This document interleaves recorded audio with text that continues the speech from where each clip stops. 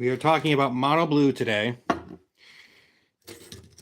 So, I'm hoping to cover at least some ideas for anyone out there interested in building a mono blue deck.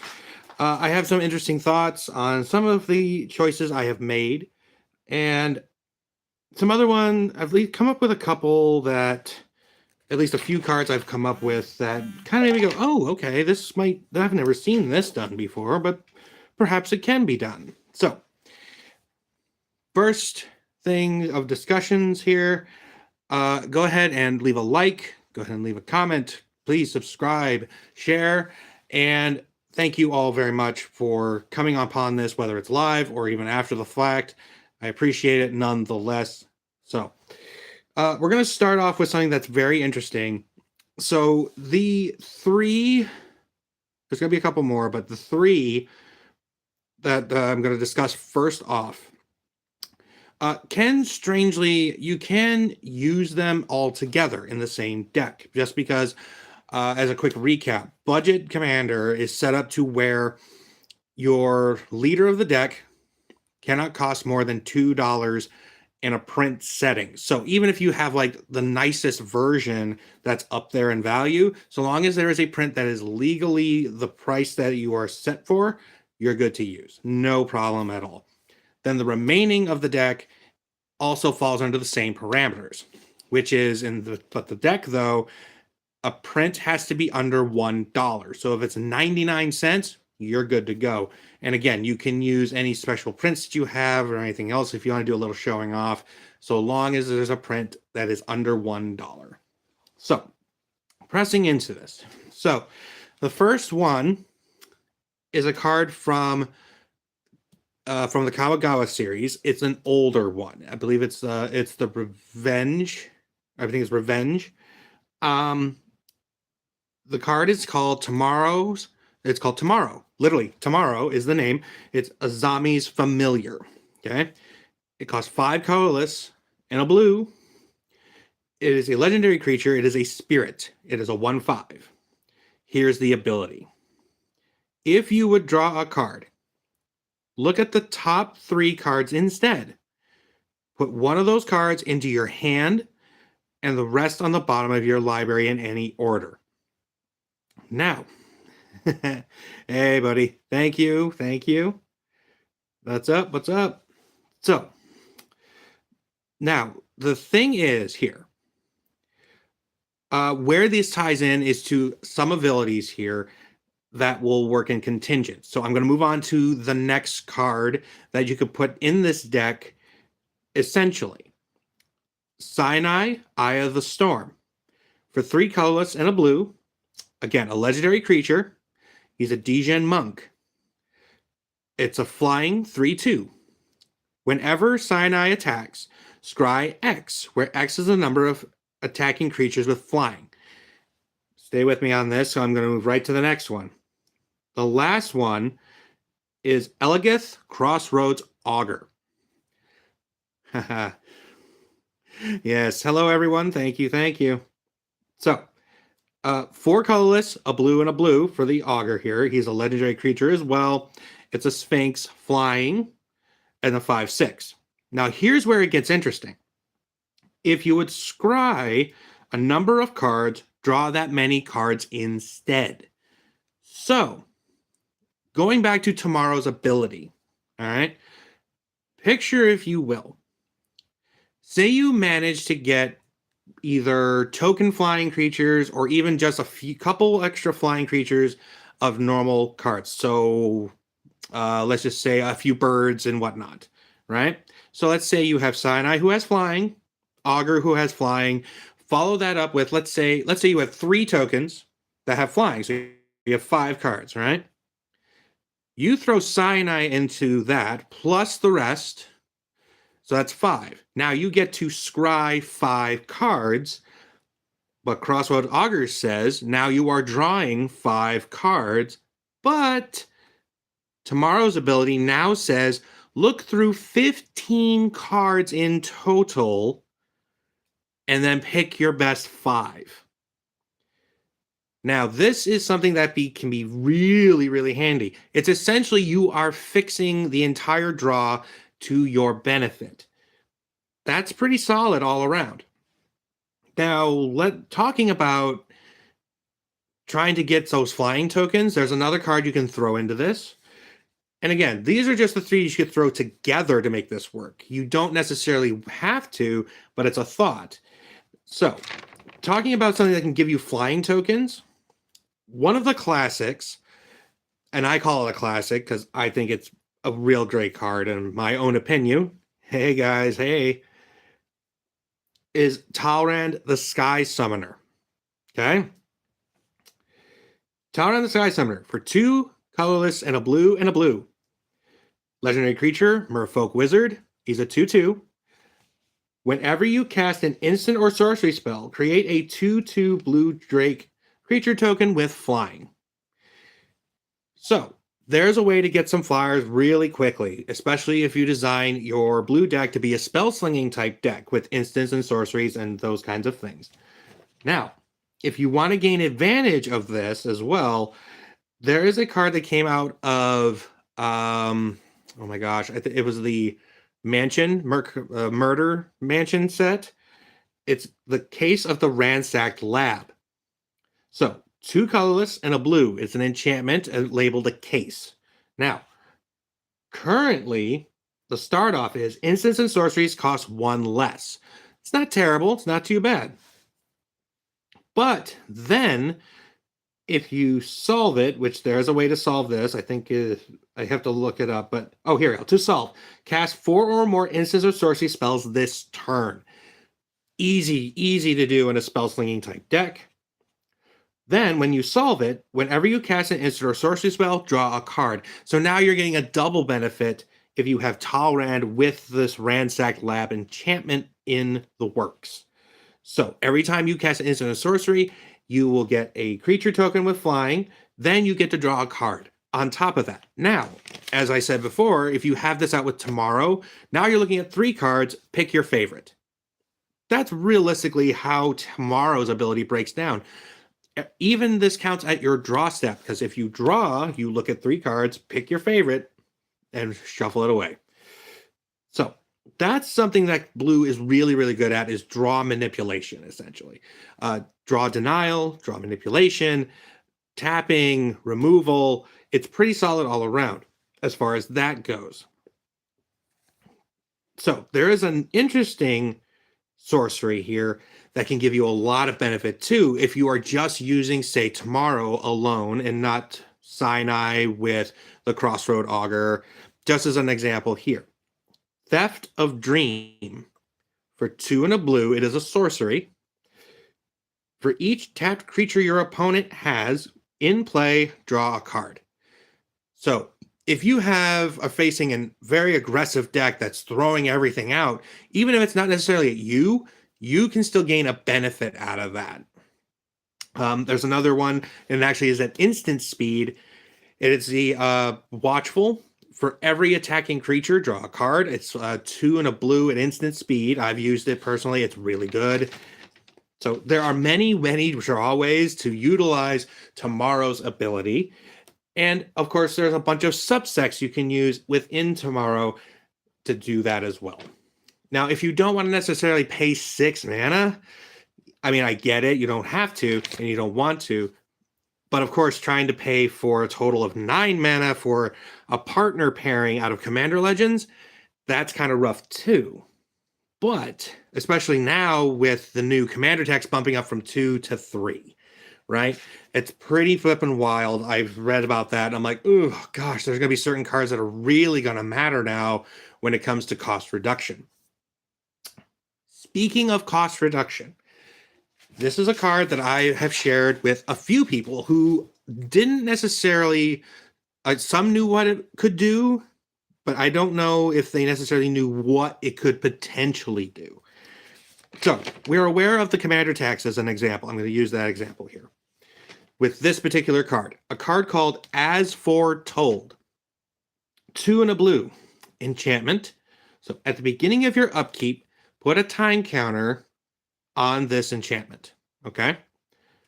Once each turn, you may pay 0 rather than pay the mana cost for a spell you cast, and with mana value X or less, where X is the number of time counters on the enchantment. Okay? So, obviously, you'll start with 1. So anything with 1 or less, you can play it for free once each turn. All right? So with once each turn doesn't mean you. It also means you. It means opponent 1. It means opponent the next opponent and the next opponent. Once full table rotation. So every instant, if you can match the time counters, you can play 1 instant for free each time. So again, this all can tie right back into what Talrand can do. So that's pretty solid in itself when it comes to spell slinging. It ties back into the Ransack Lab enchantment already. Drawing cards on an opponent's other turn. Pretty solid all around. Now, there's a small caveat with As Foretold, okay? With As Foretold, you cannot play X spells. X spells, if you try to do that with As Foretold, it's just an automatic 0. You get no bonus out of it. Another one is the oh my gosh, Overcharge. I think. Is it Overcharge? No, Overload. Sorry, the Overload ability on certain spells. Like ones oh my gosh, if I can think of the name of it. It's the red instant where it destroys one target artifact, and if you overload it, it destroys all artifacts that you do not control. It's like each one. So you can't do As Foretold in an Overload sense or in an X spell sense. But you can use As Foretold in a kicker situation or in a buyback situation, right? Now, I'm going to have a little tangent just with something here. Now, this is talking budget, but however, there are those that are kind of up there. There's one that caught my attention. It's like almost $5 card currently. It's called, it's Spectral, oh my gosh. So Speculation. Oh, Mystic Speculation is what it's called. It's like a $4.50 card, but it's a 1 blue. It's a sorcery though, mind you. But still, like there are other ways to cast things at flash speed, again, as you go higher up in like a budget build. But just as the example, Mystic Speculation, 1 blue, it's a sorcery, but for a buyback of 2. So what buyback does is allows you to bring the spell back to your hand after it resolves. Now, if you're doing a higher budget build with Tomorrow, for example, in this particular case, or with let's say with Crossroad and Tomorrow, just to really maximize the benefit here. So what Mystic Speculation does is you scry 3. Now, Crossroads, as we said, instead of scrying, you draw. So you're drawing 3 cards. But then Tomorrow says, no, you're not drawing 3. You are now looking at 9 and picking 3. So again, as you go up in the budget in this kind of builds, you can find like wilder and wilder stuff, right? So, now, as I was getting back to what can As Foretold do for your commander state, as long as the value is X or less, you can actually cast your commander for free. That's right. So if you have a 1-drop, well, let's see. What's a good one? Oh my gosh. I know I'm going to butcher this name. But it's the 0-drop red commander. Now we're going into kind of an is it build, but just follow along here. So this particular commander, it's oh my gosh, Rogic. I know I'm butchering this name so badly. Anyway, but it's a 0-drop mono red commander, 0-drop. Now, whether the commander tax was 2 or it's currently 3, right? You get As Foretold going. You can cast him for free once a turn, but you can only use this ability once each turn. So using it to cast your commander for free Some people might question it and whatnot, but depending on your build, it might be worth it in that sense. But again, it's allowing you to catch your commander. It's a perfect workaround to the commander tax in the long run. So, how do we build upon this type of ability, right? So, proliferate is a really big one. Proliferate you will find in a lot of blue, you'll find it in some white and green, pretty commonly. But there's one that's an artifact, it's a 2-drop artifact called Contagion Clasp. Probably a lot of people may have seen this card because of what it can do. When this artifact enters, put a -1/-1 counter on a target creature. So, it's not the end of the world on that, but pay 4 and tap, then proliferate. So what proliferate does is takes any counters you choose and adds an additional. So as an example, with As Foretold, you get 1 counter, proliferate gives you a 2nd counter, right? Here's something I found that could be way more efficient in this case and play to it As Foretold's strengths. Because here's the deal. As Foretold on each turn counts the number of counters it has. Into that caveat, there is an enchantment called Inexorable Tide. Ugh, probably butchered that horribly. Inexorable Tide. There we go. I can say it now. It's blue, blue, and a blue. So 3 blue total. It's an enchantment. Whenever you cast a spell, proliferate. So whether that's an instant, a sorcery, a creature, enchantment, a spell, or an artifact, a spell is a spell, which means every time you cast one, you are now increasing your counters. So say you do As Foretold on turn 3, right? It gets 1. You manage to play a 1-drop instant while Inexorable Tide is out as well, okay? So you play your 1-drop for free. Oh, Inexorable Tide triggers. It goes up to 2. Now, next turn, now you're playing a 2-mana spell for free. The next opponent, the third opponent, now you're playing a spell for 3 mana for free. And this continues going in every turn rotation. So you go from 1 to 3. Yep, you go from 1 to 3 without an issue. You can go to 4 if you manage to get Inexorable Tide and As Foretold out on the same turn. Like this would be, you have 6 mana total. So if you manage to get Inexorable Tide out on, say, turn 4, 5, or 6, depending on your mana base you got right now and any other bonuses you can work with, right? So you can potentially get 3 additional counters onto As Foretold, and this just gets crazier from there, right? So having all that together allows you to fill into things that can do wild stuff. Now, when we were talking about drawing cards earlier off of, say, the Ransacked Lab, there's another one that you can use your opponent's momentum to give you advantage. The Ever-Watching Threshold. For 2 and a blue. Enchantment. Whenever an opponent attacks, if they attack you or a planeswalker you control, draw a card. Now, it's only a 1 time. Whenever an opponent. Okay? So, if every single opponent throws something at you, it doesn't have to be a killing blow. It could literally be like, oh, I'm going to throw this because I got to get a benefit. Now you're turning their benefit to yours because now they're giving you a free card when they're trying to hit you, right? So that's a solid one.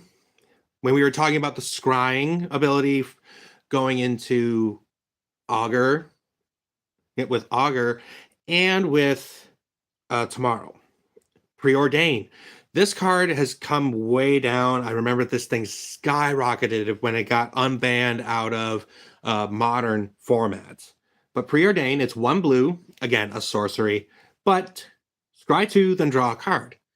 So if you have Augur allowing you to draw 2 cards on the scry, Tomorrow lets you look at a total of 6 cards, fit your 2 favorite, then you would draw an additional card on top of that. Again, it's pretty well rounded. It's all about controlling the draw, controlling your opponent's draw.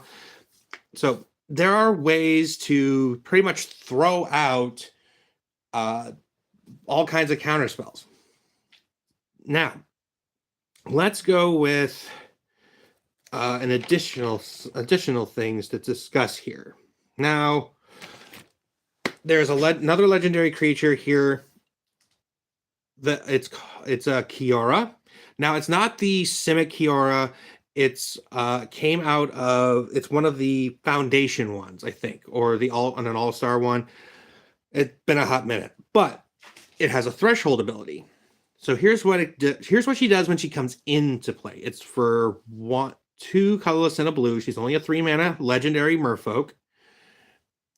When she enters the battlefield, you draw 2 cards, discard 2 cards. Now this plays into her threshold ability, and threshold means if you meet a criteria, which threshold I believe is 7 or more cards in your graveyard, you get an additional ability. So when she attacks, if you have 7 or more cards in your graveyard, you get an 8/8 Kraken token that pops into play. I'd say that's pretty dang good right there. But of course, you're throwing her into combat. There are ways that I've discussed on a few of the other discussions already where, where you can protect it with basically indestructible or bounce it back to your hand. And speaking of that, there's one that came out of the Dungeon Baldur's Gate set. Okay. It's oh my gosh, I wish I saved the name on it. But he has a very fun ability. So if you have an attacking creature, if it gets blocked, it comes back to your hand. Now, luckily, Kiora's trigger is an attack trigger. So as soon as she attacks, you get the Kraken. But if someone tries to block it and kill it, it comes back to my hand.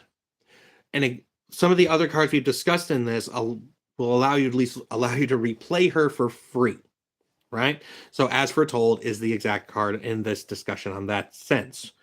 So yeah, so you see a lot of these cards like intermingle with each other and can function with each other in some really, really handy ways.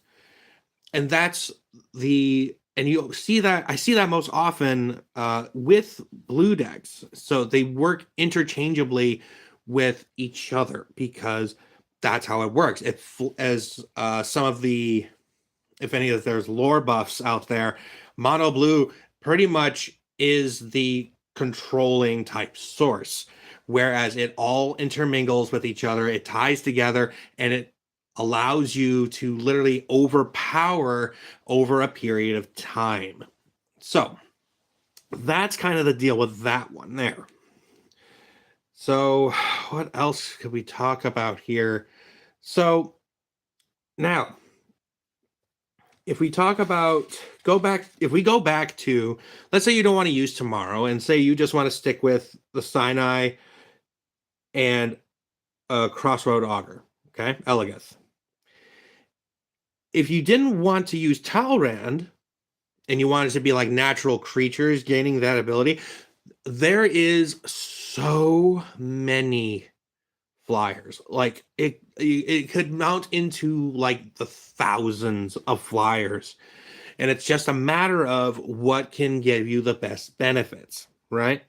That's what it comes down to in that sense. So now, if you want to do the Talrand build, Spellslinger is the best way to go on that one, because every instant, every sorcery, you're getting a creature and you're gaining a benefit. There is another one. There's a card that you can tie in with a Spellslinger type deck. It is the Hippocamp, the Wave Riding Hippocamp. It's a 2 and a blue, just a standard creature. But every time you cast a spell on an opponent's turn, you draw a card. So again, it's all about draw. That's another great one to use in a spell slinging type deck. I've used one. I think I have a few copies in a few different decks. It's really, really great. I love that card very much for that reason. So Now, let's see here. Hmm. What else can we discuss a little bit here and there? Hmm, hmm, hmm, hmm, hmm.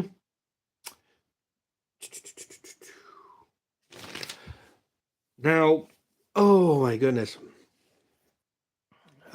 Let's see. Hmm. There are a few. There's one card. I might just discuss it with a particular deck that I own. Um, in the budget field. It's a three-color deck, so it'll probably be down the road a little bit. So I mean, you'll see in the description if anyone has seen it already. I've only got the monocolor is like the first season, and then I have dual color for the second season. And you're like, ha ha ha, my own little play on words and play on fun. But um, what else? Oh my gosh. There are some, there's like, so if you go, all you do is if you dig around a little bit, you can find cards that can grant you the scry ability. There are those that can grant you draws. There are those that can do, let me think. There's a creature that I had researched before this one. Again, I just didn't write it down. Using my phone for everything is pretty rough because if I leave, it'll disappear. But anyway, um, basically, it's a Moonvoke. I believe it came out of the Kawasawa set. It's a defender. If you have this tapped, you can scry. So again, like, and there are enchantments in aura. There's aura enchantments in mono blue where you can effectively tap. So there's one. I wish I could remember what it's called, but it grants your creature the ability to tap and counter target spell. It's basically, it gives you a spell pierce on a creature, essentially, is what it gives you. So tap to counter a target spell unless its controller pays one. And that's what spell pierce does. Spell pierce forces you to counter the spell unless unless the opponent pays one to keep the spell resolving. So that's something you could play into. Oh my gosh. There's one legendary creature that's absolutely it's way better than it appears. I wish I could remember her name, but the ability, you tap her, sacrifice a creature. Then you flip the top cards of your deck till you find a non-legendary creature and you play it automatically onto the battlefield for free. No questions asked. And that's something that you can use to do a lot of ETB triggers. So there are, oh my god, there's a great beast. Its ETB trigger is bounce back X number of permanents, where X is the number of islands you control. Yeah, that thing pretty gnarly in itself. So yeah, there's all kinds of removal between creatures, spells, enchantments in mono blue. There's a lot of draw manipulation. There's a lot of card draw. So those are the three biggest things about mono blue that you will find as you search these out. No matter how many different ways you can try to play it out, or basically, as some might say, no matter how many different ways you create it, the whole theme is still those top three. Absolutely 100%. Right? Now, I know this one doesn't seem as long, but again, it's basically every time as I was researching it, I just kept finding repeatable themes, essentially, is what I was finding. And that is something that is pretty common amongst the mono colors. You will find repeatable themes. Not so like basically, if I had to break it down so far, I would say mono black, mono blue are the ones that have the most common recurring build themes than most of the other colors I have seen. Whereas green has different ways, different kinds of builds to do, has a different kind of builds to do something different. It's ever changing. Same thing with mono white, it's ever changing. Now, I'm suspecting that I'm going to find these kind of things with mono red as I go deep dive even further into that one. But I hope that you guys, I know you've been very patient, and having something this short, it might be disappointing, but I hope that you guys can continue to follow me and continue to look forward to this series. And I appreciate everyone who has joined me, even if it was a brief moment in time.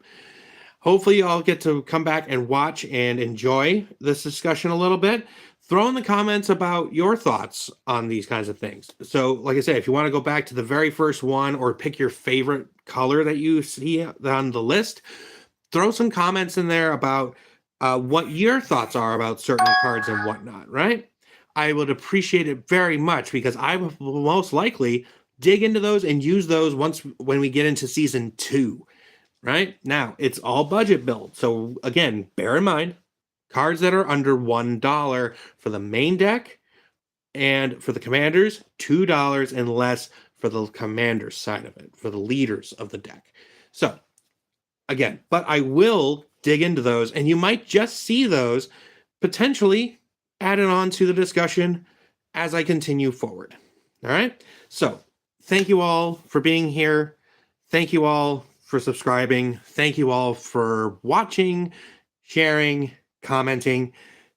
Hopefully, I'll see you guys again on the next one coming up. That'll be, again, it should be hopefully in 1 month's time. So we're at the end of February right now. So it should be sometime in March. All right. Excuse me. So hopefully it'll be sometime in March. Keep an eye out. Take care, guys.